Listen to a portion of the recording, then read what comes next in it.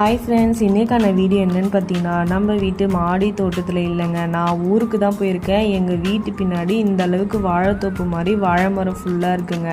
எங்கள் ஊரில் பார்த்தீங்கன்னா பின்னாடி நிறைய இடம் இருக்கும், நிறைய செடி போடலான்னு ஆசையாக இருக்கும். ஆனால் எந்த செடியுமே வளராது. இந்த வாழை மரம் மட்டும் என்னன்னு தெரியலங்க, நாங்கள் இது பராமரிக்கலனாலும் அது பாட்டுன்னு தன்னாவே வளர்ந்துட்டு இருக்குங்க. சின்ன வயசில் 1-2 தான் பார்த்துட்ருக்கேன். இப்போ ஒரு 3 வருஷத்தில் பார்த்தீங்கன்னா நிறைய வாழை மரம் எங்கள் வீட்டு பின்னாடி இருக்குங்க. பார்க்குறதுக்கு என்னவோ வாழைத்தோப்பு மாதிரி இருக்குங்க.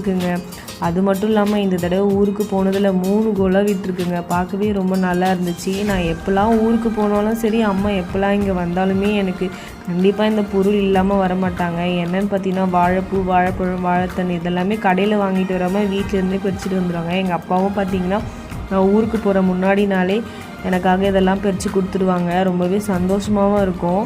நான் ஊருக்கு போயிட்டு வந்ததில் இதை பார்க்கும்போது ரொம்ப நல்லா இருந்துச்சு. இந்த வீடியோ உங்களுக்கு பிடிச்சிருந்தா மறக்காமல் சப்ஸ்கிரைப்